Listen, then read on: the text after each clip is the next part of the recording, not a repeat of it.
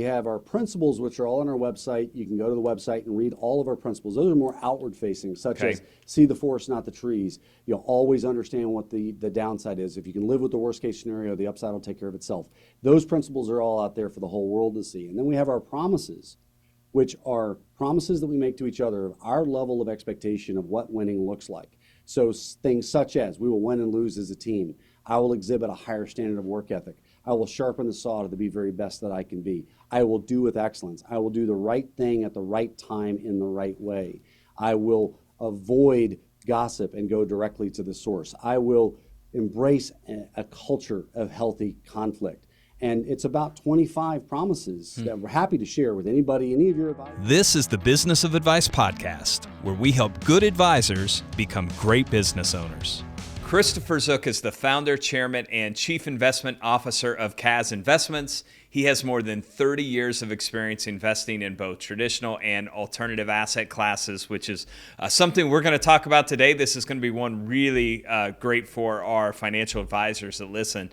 He's a regular contributor to major media outlets, including CNBC, Fox Business, and Bloomberg. And prior to starting CAZ Investments in 2001, he served in senior leadership positions with Oppenheimer, Prudential Securities, Lehman Brothers, and Payne Weber. In 2019, Texas Governor Greg Abbott appointed Christopher to the State of Texas Pension Review Board, where he serves as the chair of the investment committee. He is a lifelong Houstonian. He is a graduate of Texas Tech University, so we've got to talk some Big 12 football here and there, where he was recently honored as a distinguished alumni. He's also the co-author of the #1 New York Times best-selling book, The Holy Grail of Investing, that he co-authored with Tony Robbins. So some of you heard Tony's podcast, and I said Christopher would be following shortly after that. So he is here. Christopher, welcome to the Business of Advice podcast. I'm so glad to be here. Thank you for having me. It's been fun getting to know you over the last year or two and just spend some time learning what you've built. We're going to talk a lot about that, just how you built and scaled CAZ Investments. And I hit on that super quick in the introduction, but maybe just walk us through your career and then what inspired you to found CAZ Investments. And we'll talk about some of the growth that you've had there. Well, thank you so much, Cody. And y'all have built a heck of a business. It's really been fun to watch y'all grow over the years as well. So the interesting thing with Tony being kind of a center point of some of this dialogue is that that's actually where the genesis of CAZ Investments came from, but it had nothing to do with Tony directly. It had everything to do with the fact that in 1991, I was a young person, fresh out of school, really doing well, but I wanted to continue to improve myself. And late night TV, I'm just getting some work done, get home late from the office, and I look on TV and there's this huge guy on television with this really big head and amazing teeth. So I ordered the tape series, cassette tape series at that time, and my wife and I went through that. And in one segment there, you actually do a goal-setting workshop. And so literally in 1991, in December, I set a goal within 10 years to have a firm by the name of CAZ Investments, and I designed exactly what it was going to look like. And amazing, 9 years and 9 months later, founded CAZ Investments, obviously based on what I don't think is an accident that I set a goal. I worked every day towards that goal, and I accomplished that goal. It's we talked about that with Tony. It's amazing how many people, through those audios or some of the things, like he's been just a big part of their journey. I know he's been a big part of mine too. You started investing early. You kind of hit on that. I know even in college you were doing some commodity trading to help pay for that. How did those early experiences maybe shape your approach to building and then running CAZ today? So when I was in school, I had to put myself through college, and so I did a whole lot of different things, including waiting tables, which I think every single young person in America should have to do. Waiting tables is a great experience, but I also was very interested in what was going on in the markets as a result of basically a class that I took that this is really interesting. So I started trading, and I did what most people do when they start trading. I did really well until I didn't. And so I learned very quickly that it's not as easy as it looks. And I learned when it's your money and you don't have a lot of risk that you can take, you have to be fanatical about protecting the downside and making sure you understand where that downside can come from and how something can come out of the blue and just totally, blindside you. So worked really hard to not lose money. And then ultimately that led to consistency and predictability and ended up making really, really good returns, which helped pay for my education. That has shaped me in more ways than I can imagine, all the way to the way we invest today. Yeah, we'll probably talk about some of those principles that you can see, were there early, like it's your money, right? Yeah, I know it's a big principle of what you guys do, and then just figuring out how you protect that downside. Let's talk about the growth of CAZ, because today you're, I think, sitting a little over $8 billion in assets under management, which is pretty crazy to think about. We work with, I don't know, 550-ish independent advisors across the country who would want me to ask this question. As you look back over the past 20-ish years, what were some of the key strategies that you used to really grow and scale CAZ to such a great size today? The answer is it's obviously a lot of different things, but Tony's business mastery is a real driving force of everything we do. People think that Tony and I wrote this book together. What people do not realize, I've said this in a couple of other places, but other than my faith and my wife, nobody's had more of an impact on my life than Tony Robbins. Nobody. And to have him now as a partner and write a book with him is really a little bit of a pinch me moment. But we utilized his business mastery approach in every aspect of our business. And by doing it systematically, looking at every aspect of our business, and then applying some just true principles that we all know work, which is hard work, work your tail off, good things happen, and attention to detail, and being unrelenting in the attention to detail. Attention to detail for the investor, attention to detail for the investment, attention to detail for every single aspect of the business. That has allowed us to be able to really accelerate our growth. And when you add to that the other good core principles that we have learned from all different types of teachers, systems, programs, we utilize everything from Traction by Gino Wickman, which is a really good way to run meetings and to make sure that we stay on track, to the 4 disciplines of execution and how we do our goal setting. All the other things from good to great, and I could go literally through a book list of over 20 that is mandatory reading for every single team member that joins CAZ Investments. Those things all stack.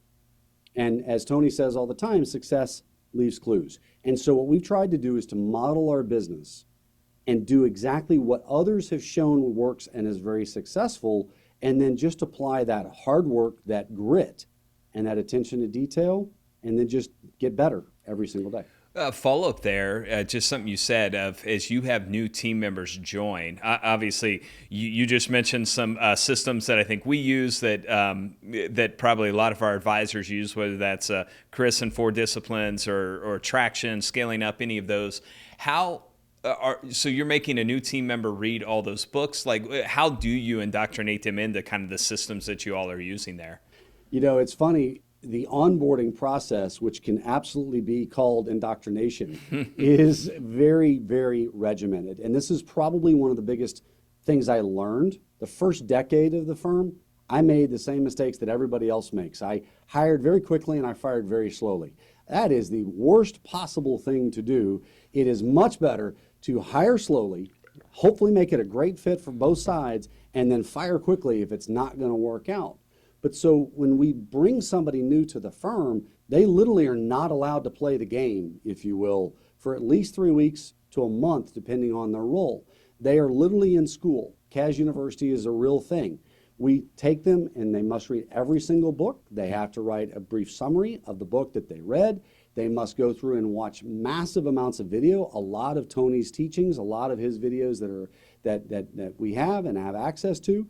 And then things that are literally our culture and why we have our principles and why we have our promises and what those mean to us. And then, of course, the boarding that occurs in their department, and everything is done before they can go live.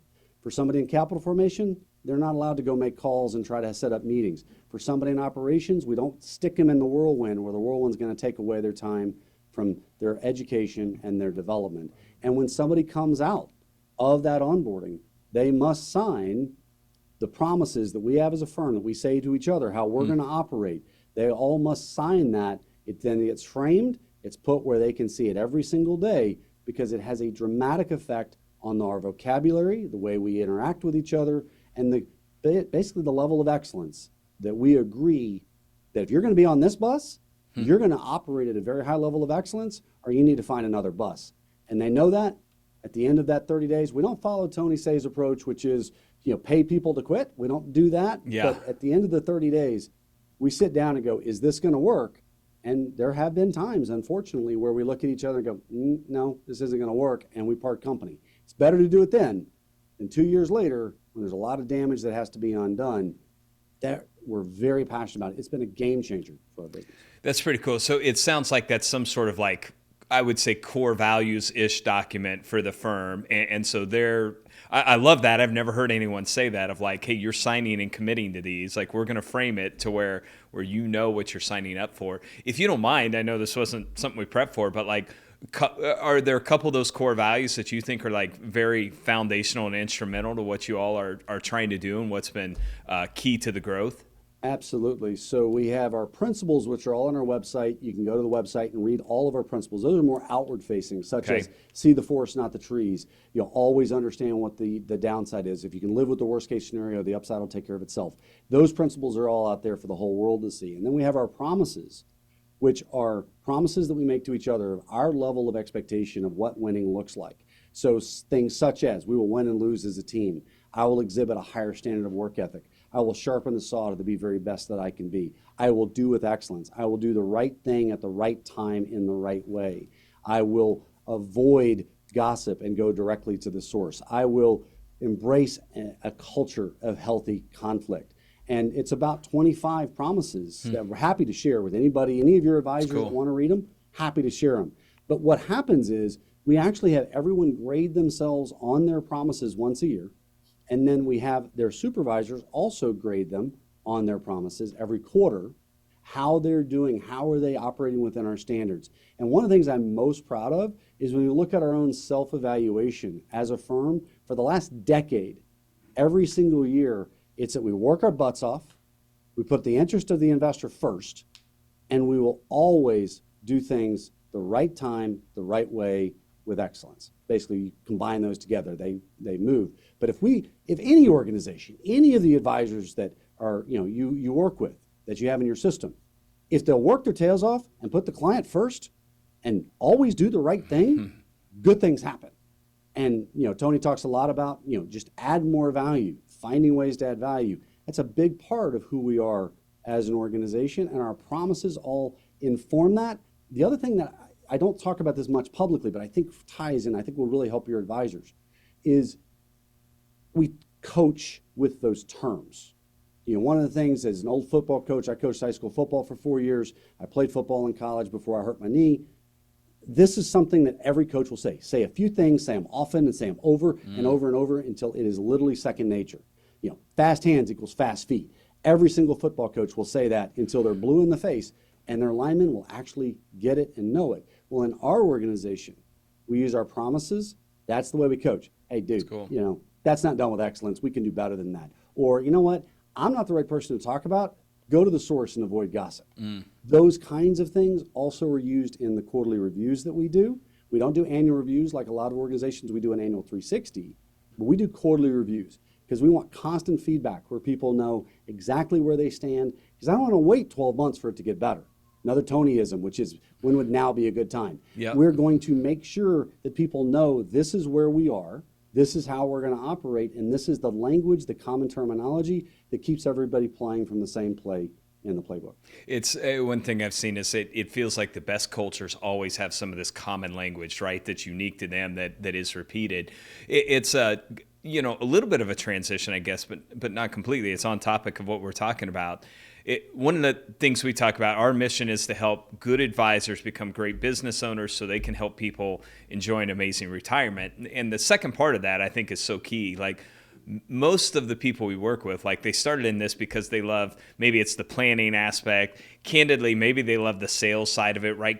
Convincing a person to become a client, some of those. But then as the business grows and scales, they wake up one day and they're like, holy crap, I'm a business owner and I have 20 employees.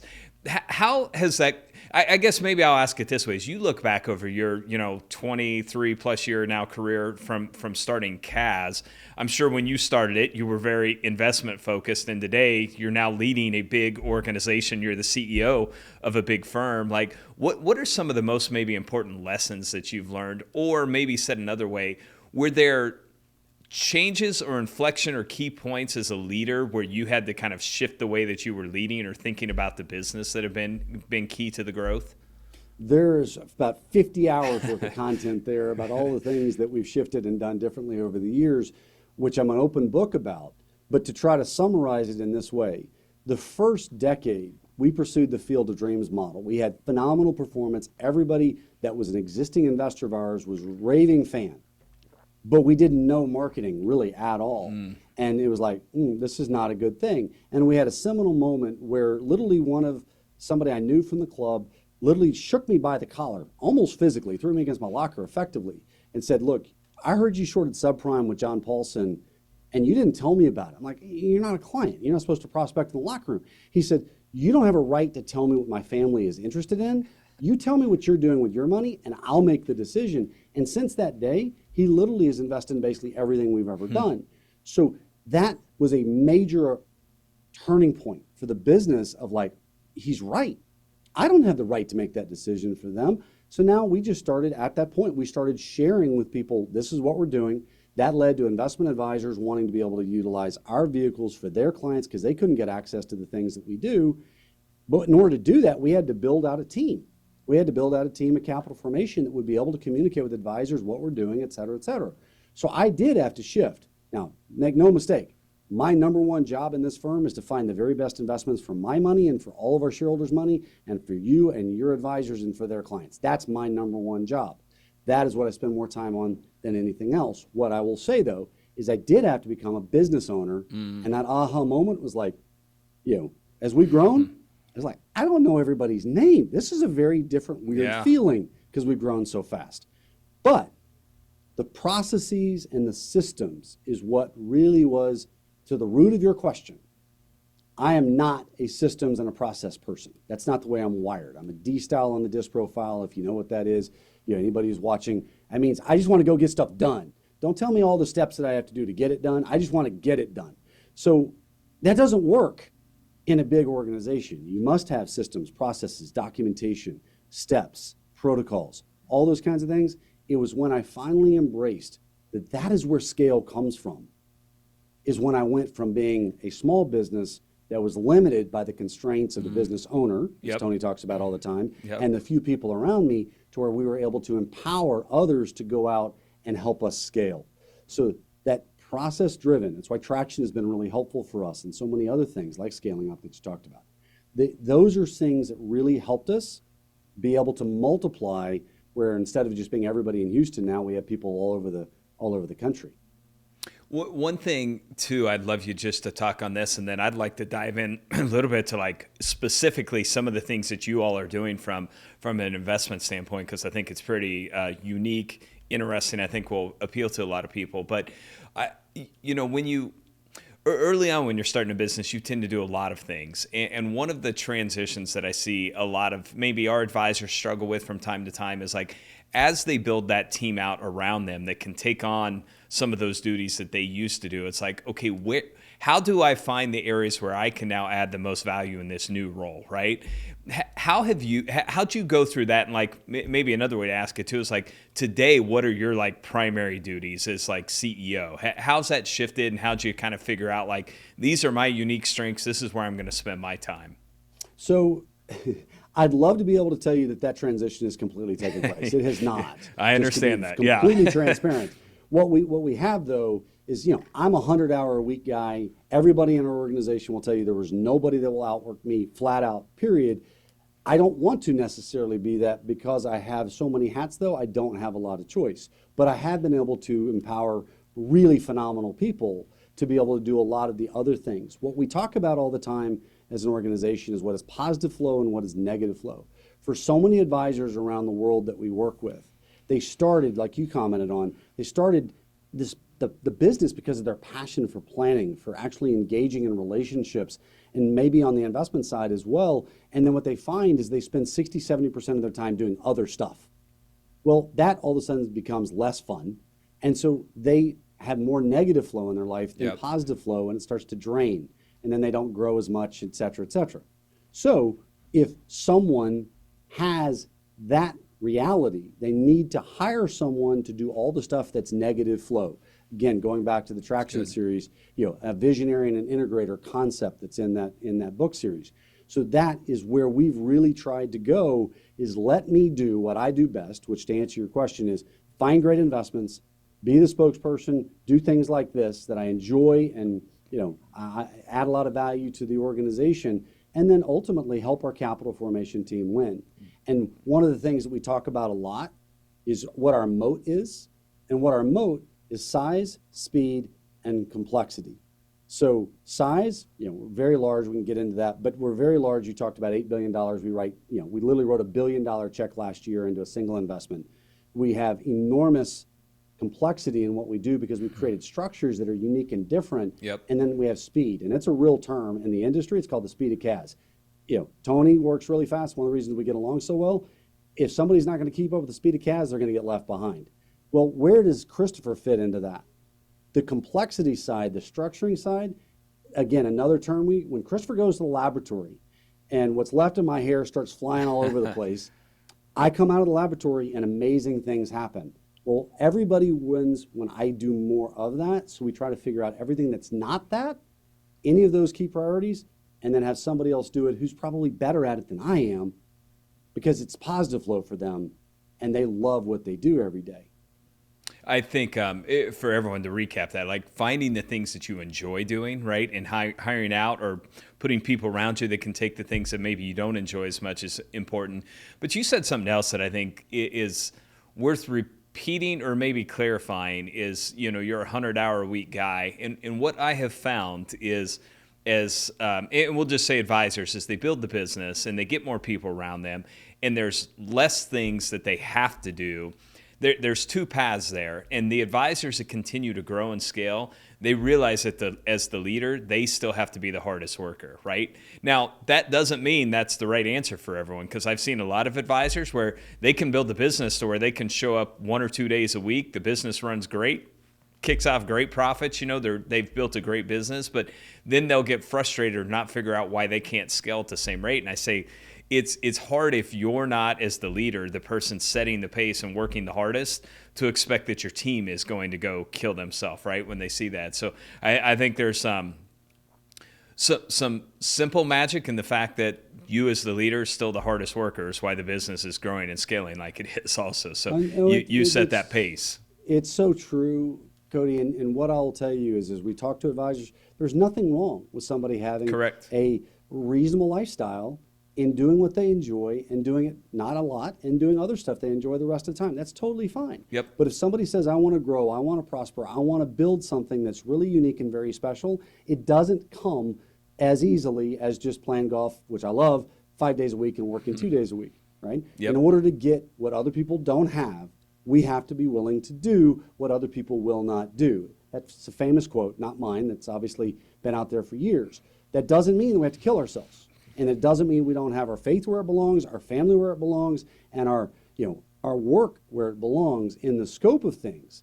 But, Mr. Buffett's famous for saying this: if we love what we do, it never feels like work. Mm-hmm. Now, some days it feels a little bit more like work. But there are days where you just look up and go, oh my gosh, it's the end of the day, and I just was in positive flow all day, and just time flies. It's no different than when you're a student in the classroom and you love the subject matter, you look up and, oh my gosh, the bell just rang and we're done. And then there's the other class where you don't enjoy it and the clock never moves. It's amazing. It does not tick. Well, find what we love every day.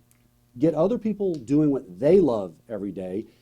Obviously, Tony teaches the 6 human needs. We've incorporated the 6 human needs in every single interview process that we have, to where we make sure the best we can, with the help of the candidate, that they are going to be in a role that they love doing what they do, and they're going to likely work at it harder because they love what they do, which means they're probably going to be more successful, which is good for everybody involved. That's good. Okay, I want to talk a little more specific about like what you all do at CAZ Investments.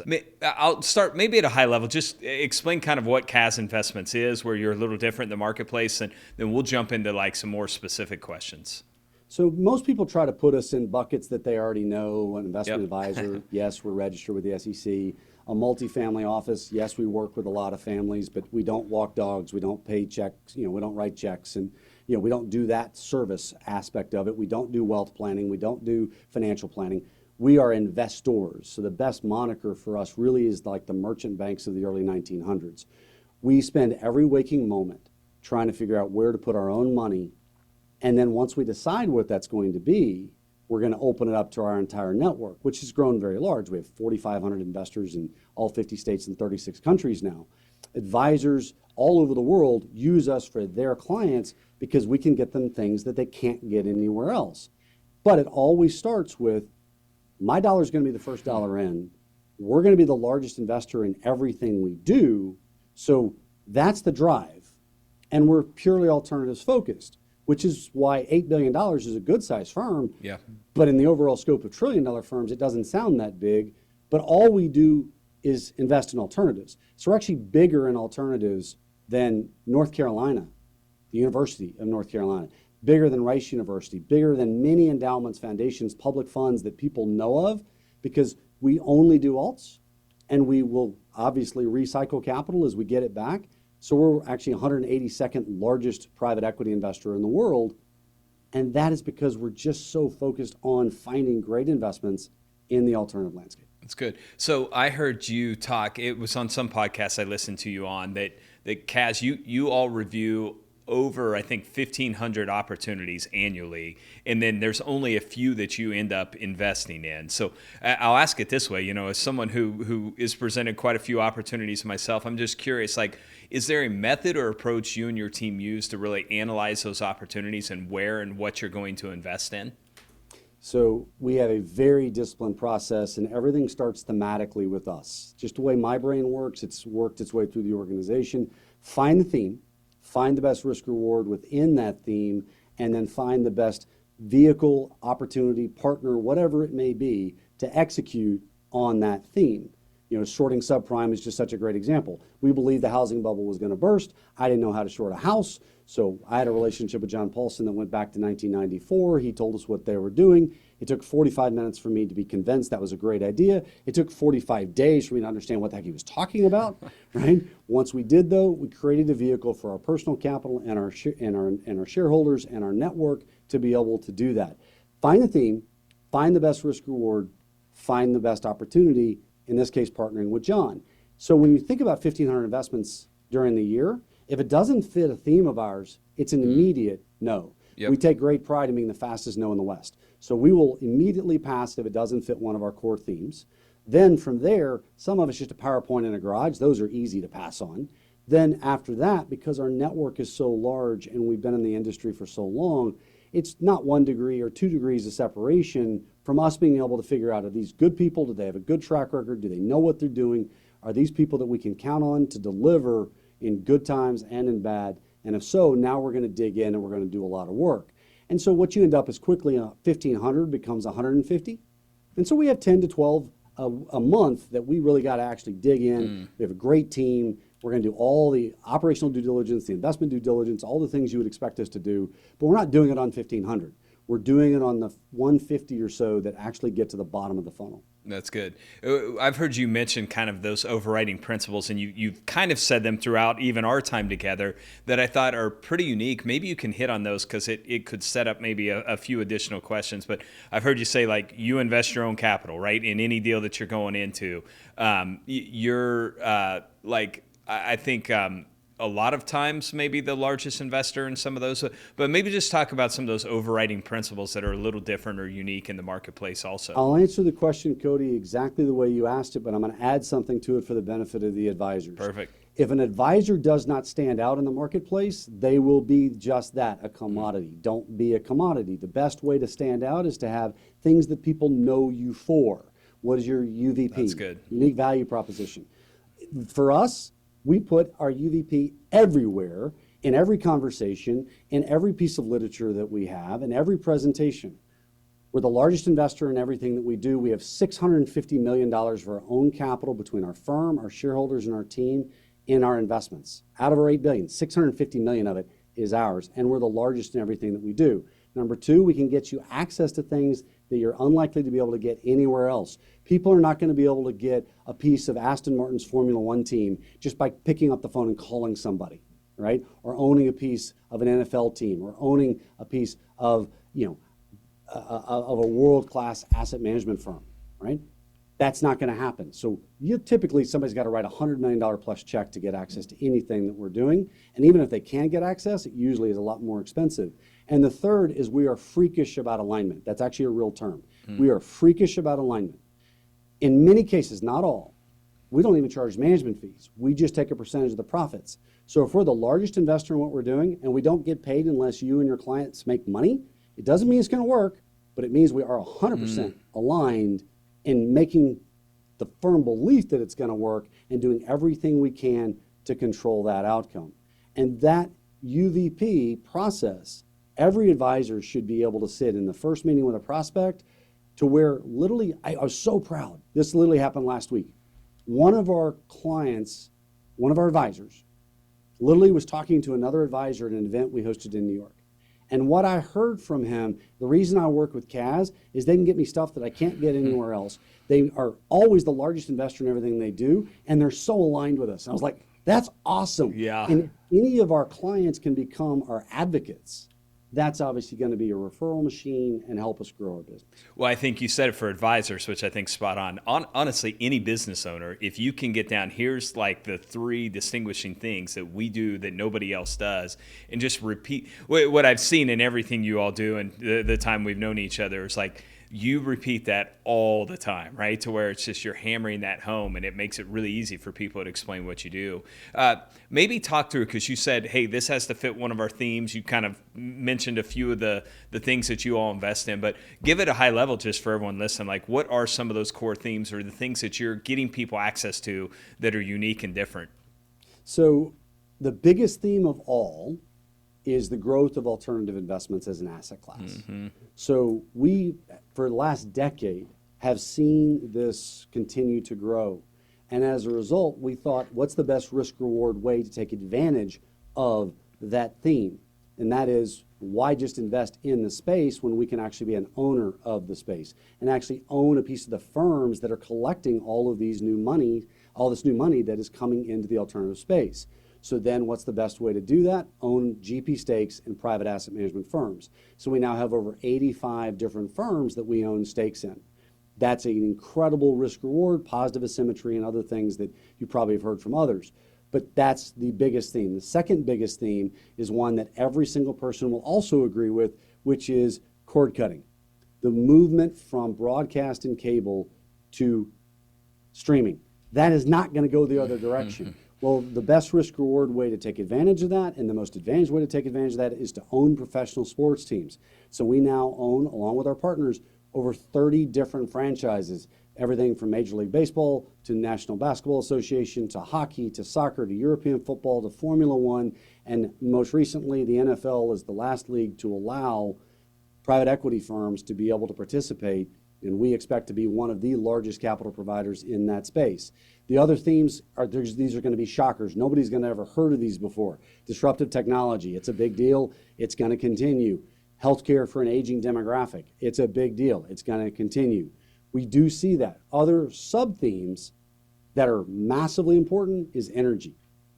Energy for us is literally the best opportunity. I live in Houston, Texas. Yep, pretty good spot for that. Pretty good spot for that. It is the best opportunity we've seen in energy in the last 40 years. And then we have other sub-themes below that would be more episodic, where we take advantage of dislocations in secondaries or other things.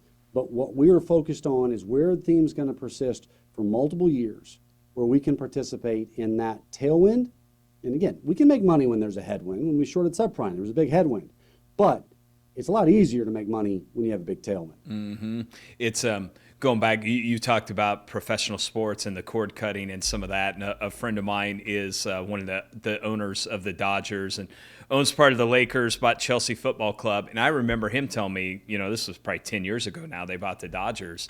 And I mean, they kind of saw that. He's like, sports are the one thing where people will still tune in. All these others, they're going to DVR forward through stuff, but people will tune in to sports and they're fanatical about it. And, they've just seen a huge opportunity in that. And obviously that investment, at the time, they got a lot of criticism for paying $2 billion for the Dodgers. And now looking back on it, kind of looks like a steal because, they're seeing the value in that. So Oh, very true. And to give you some statistics to support that, because I know it's fresh top of mind, literally in 2005, 15 of the top 100 watch programs were sporting events.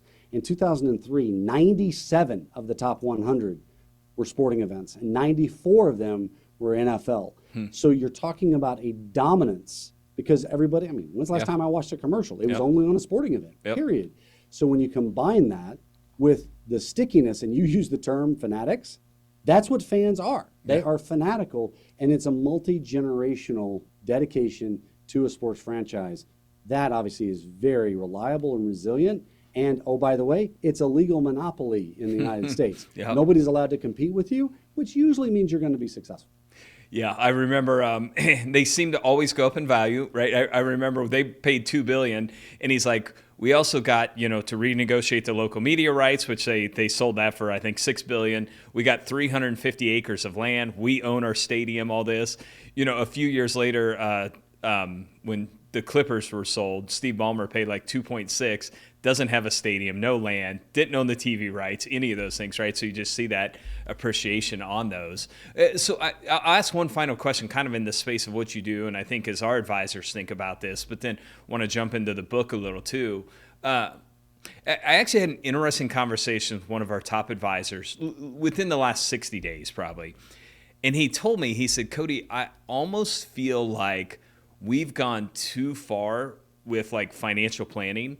And he's like, we spend so much time putting these plans together and, how we're going to guarantee your income and, all these Monte Carlo scenarios. And he's like, I think I've gotten away from what I realized, like, because I'll be sitting with someone that they've talking to Morgan Stanley or Goldman or someone else. And he's like, all they remember if they're meeting with one of those big firms is like these unique alternative things that they've talked to them about. And this is probably on the higher net worth side, right? So that's a long way of setting up. What is it? I think we think of these alternatives a lot with a higher net worth client, but what is it that makes those so attractive to a high net worth client, in your opinion? Because that's pretty much all you deal with. So just, I think more and more people are seeing that they just love the idea of some of these things. Why is that? So it goes back to the 6 human needs. Certainty, people like predictability. They like to know what to expect. Obviously, depending on the investment, it can meet that need, especially if it's unique and differentiated. But then you start talking about variety. All of a sudden, you can tell people that you own a piece of the Astros. Go Stros. They are literally able to say, I own a small sliver, but I own a piece of the Astros. It's a lot of variety. And oh, by the way, it's significance, which means I'm important and I'm powerful. And oh, by the way, I own a piece of the Astros. That's kind of cool to tell people at a cocktail party. Growth, I'm learning new things about things I didn't understand, about how exactly you make a drone that operates as a ship to be able to go protect us and keep us safe from bad people. Being able to understand how a 3D printed home, which we own a company that does that, a 3D printed home called Icon literally works. That's a lot of growth. Then you have love and connection with the advisor, and then of course you have contribution with whatever they're going to do with their profits. Those are the 6 human needs in a nutshell. And those unique alternatives will meet many of those needs. And as Tony always talks about, if it's 3 or more, it's like really, really valuable to them. Yep. So what I tell advisors all over the place is that if all you have is that you're a better financial planner, and all you have is that, we're just really going to be trustworthy and we're going to give you great service, it's really hard to differentiate. And all those may be totally true, but it's really hard to differentiate when they've got 6 other people telling them the exact same thing. Yep. If you're able to say to them, oh, by the way, you're a big European football fan, we actually are going to get this great plan in place for you, but part of it is we're going to own a piece of Paris Saint-Germain for you. Now they're like, okay, so I can get the same good advice, good counsel, good service, trustworthy, and I get to own some cool stuff too? Now, that's differentiated. And we have watched advisor after advisor that we work with grow their business, get assets they didn't know that their clients had, or be able to get a bigger share of their clients' assets if they're competing with other advisors because they embrace alternatives. Doesn't mean they go away from their core. Yep. Profit from the core, stick with the core, do what you do best, but don't sell oneself short by not having access to the very best alternatives in the world. That may be a good transition to the book. So you and Tony co-wrote this book, The Holy Grail of Investing. Less about the collaboration, but maybe you can share a little bit about how you and Tony eventually ended up meeting and why you decided to write this. But like, what would you hope investors who read this take away from the book, and maybe the combined expertise of you two and what you've put into the book? So Tony became, and he's probably told you this story, but Tony became a client of the firm based on a referral from somebody who used to work for Paul Tudor Jones. So he became a client, became a raving fan, said, I want to learn more about this. I met with Josh, who I know you know, and AJ, and literally they didn't have any idea. When Tony became a client, he had no idea my history and the fact that he had been the most influential person after my faith and after my wife. So he found that out. We had a 13-hour meeting, which is a typical meeting with Tony. Yeah. And we then decided that he needed to be a partner in the business. They bought a stake in our firm, the GP stake firm, sold a GP stake to Tony. And we said, look, we want to go tell the world what we know and how they can utilize alternative investments to apply Ray Dalio's Holy Grail of Investment strategy. And again, it's just, again, we're talking about advisors. It's Markowitz, just repackaged, okay? Ray did a better job of articulating it to where it's not, PhD level. And so 8 to 12 non-correlated asset classes reduces your risk, increases your return. We all know that. We've all been taught that.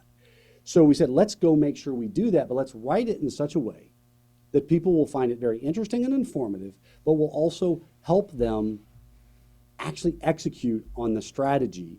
And I'm sure, many people have heard about the legislation that Tony and I are trying to support as it goes through, and it's in the Senate now, to try to allow people to take a test to become an accredited investor. We all know that it's coming to 401k plans, a little slower than we hoped, but it's coming to 401k plans. So people are not going to have access to this stuff. They need to know what it is. So the first half of the book is all education about what is private credit, what is private equity, why would you want to own a stake of a private asset management firm or a piece of a professional sports team, what's going on in energy. And then the back half of the book is the interviews with the titans of the industry.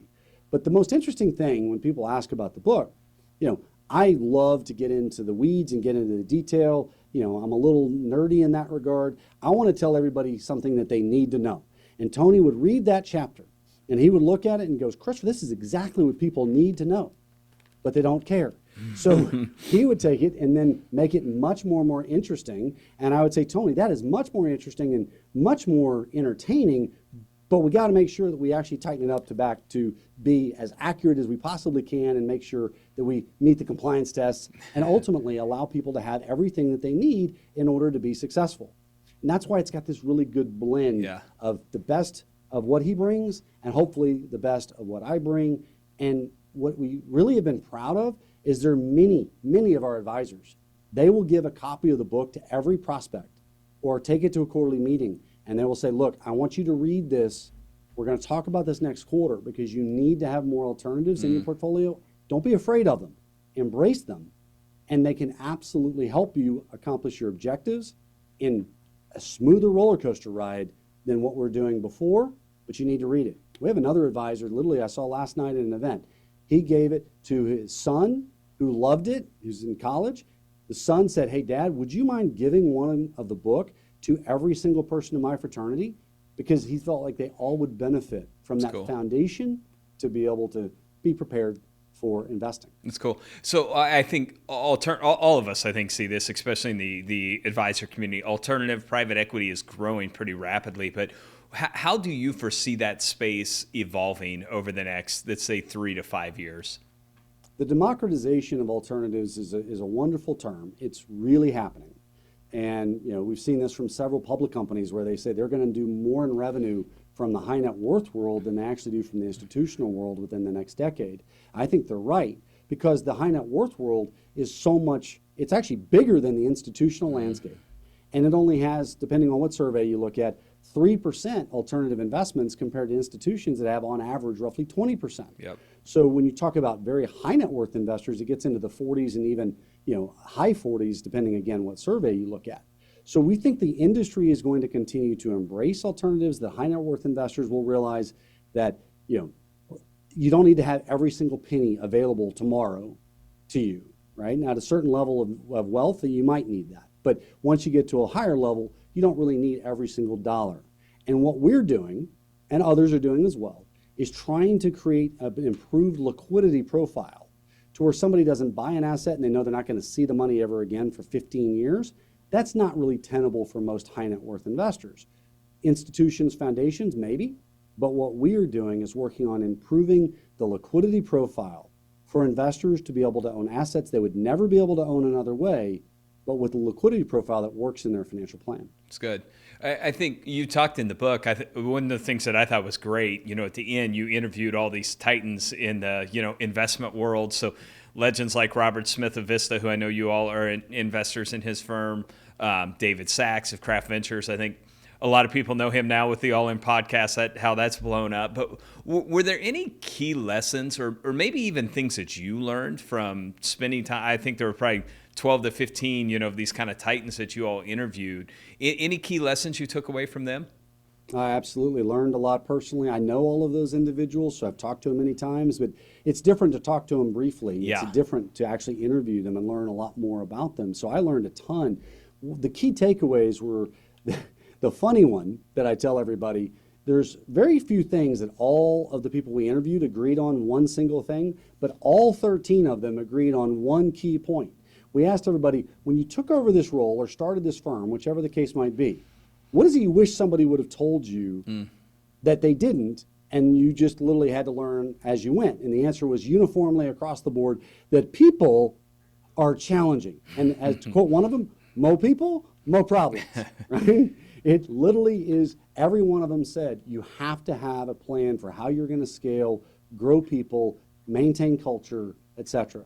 So the other thing that was so uniform in different ways for each person, but how they're so not rigid, I don't want to use that term because it sounds negative, but how they know who they are, they know what they're great at, they don't try to be all things to all people, and they leverage that expertise and that deep domain specialization to truly be the very best in the world at what they do, and to be in a position to have a playbook that can be repeated. We think about every sports analogy you could possibly want to use. If you have a great playbook and it's way too big, you're probably not going to be good at any of the plays. If you instead have a playbook that is real, that everybody knows, that everybody is able to operate from with high level of execution, you got a great opportunity to be successful. And just the passion, going back to the point we made earlier, these people are multi-billionaires in most cases, and they still get after it. And they still want to be a difference maker and to go out and to truly execute on the promises they make to their investors, to their other partners and their team, and just be the best at everything that they do. That's good. Yeah, I say a lot, business would be a lot easier if it weren't for the people at times. So, but I mean, those are three huge takeaways, right? Like if you're going to build and scale something, you've got to get great at leading people. We say that all the time. Got to know what you're really good at and just, do that really, really well. And then you got to keep that fire going if you're going to scale it. Okay, I want right before we jump into lightning round questions, quick answers, but was there any interview you did in there? Don't want to put you on the spot. Like, was one your favorite, or one like, man, that's someone I'd always wanted to sit down and be able to spend a lot of time with that really like you enjoyed? So the interview with Robert Smith does stand out, and I'm friends with all of them, and I'm friends with Robert. I'm blessed to be able to say that.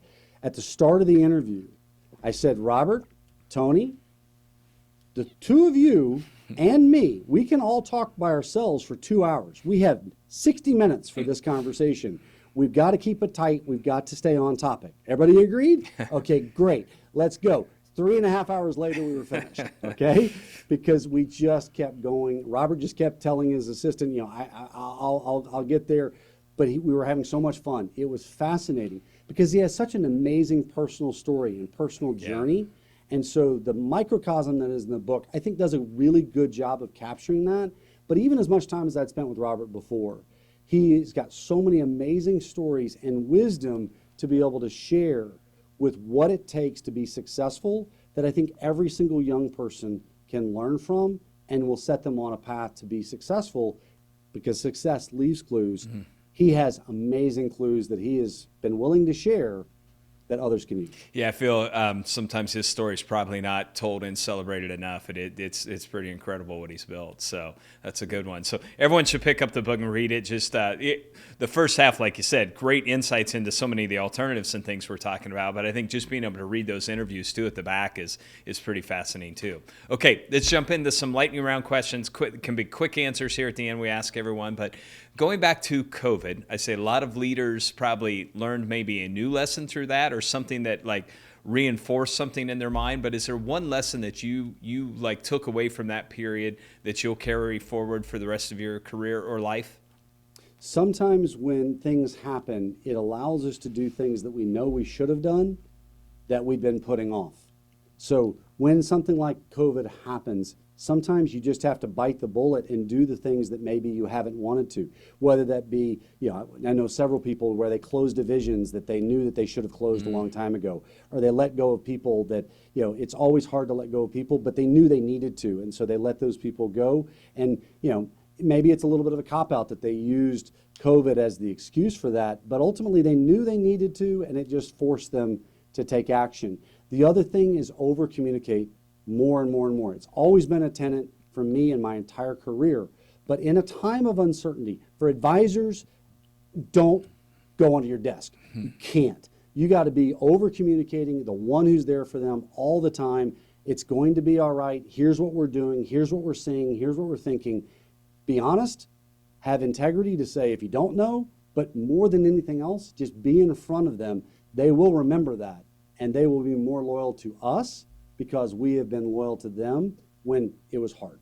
I think probably a good reminder too, right? We're right in the middle of election season. We're going to have this election here very, very quickly after this airs, and just a lot of the uncertainty, no matter who wins, there will be some of that. So just during this time, I think for advisors, making sure you're over communicating is a huge reminder. Okay, second question. What's the one thing that you did that took you from good at what you do to great? So the pivot point in our business for sure was the moment of, okay, we're not going to use Field of Dreams only. We actually got to go tell people what we're doing. That pivot and embracing systems, embracing tools that others have built, the time management system that Tony teaches, I use every single day and have for 30 years. That is the methodology that has enabled me to be very, very successful. And for our business, it was the integration of systems and processes that allow for scale. Our key word that we do every year we have a key word. This year, it's kiss. Everybody knows the keep it simple concept. We said, keep it simple, keep it scalable. That's all about what we do, but oh, by the way, our moat is size, speed, and complexity, but let's make sure we keep it simple. That is a great challenge, but if it was easy, everybody else would do it. Embracing those kinds of concepts is what really was the pivot point. That's good. Okay, obviously personal growth has been a huge part of your journey. Is there something you're doing in the coming year, or maybe right now, or as the year comes up, to drive your own personal growth that you're excited about? So some of it does come from Tony's teachings, right? I do not miss my morning routine. I will not miss my morning routine. It is sacred.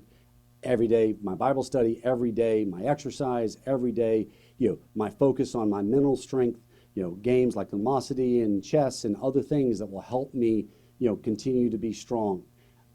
The thing that probably is more focused this year is on lifting. I wasn't able to lift for a while, but whether you talk about Peter Attia, obviously Tony's book, Life Force, the thing that every one of them will say is that being able to have physical strength is directly correlated to longevity. Yep. And so I'm trying to get a heck of a lot stronger. I'm not trying to get swole, but I am trying to get to a place to where I feel strong, I am strong, I'm able to be as durable as I possibly can be. And then I read every single day something, no matter what, every day, at all times. That's good. Yeah, I think we're hearing so many people. We had Dr. Gabrielle Lyon on, who I know she's pretty close with Tony too, and some others, all talking about skeletal muscle and how important it is. So especially for longevity.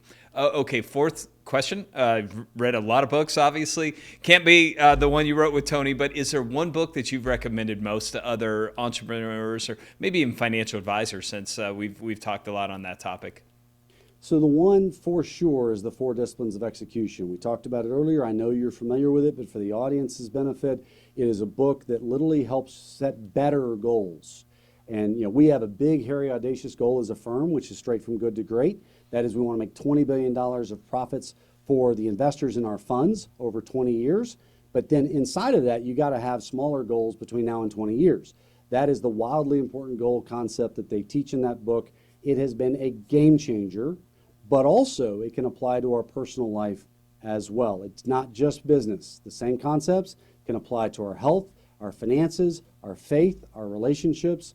What is wildly important that if we focus on that outside the whirlwind will make all the difference. Yeah, we've had Chris speak at a few events over the years. He's incredible. So advisors who are listening to this that may be new or haven't seen him, like that's a great book to pick up. So, okay, final question. What is the best piece of advice you've ever received?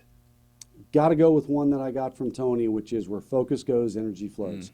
So much of my life, so much of the team, everybody, we talk about where is our focus, what is it that we're trying to accomplish, and if we are truly diligent about focusing on those things in every moment, in every day, and every year, we're going to give it a lot of energy, and if we're any good at what we do, which we are, we're going to be successful. Where focus goes, energy flows. Yep, you've lived that out. It's been fun to watch. So, Christopher, really appreciate the time today. What is the best way for people to follow you, learn more about CAZ Investments, see what y'all are doing?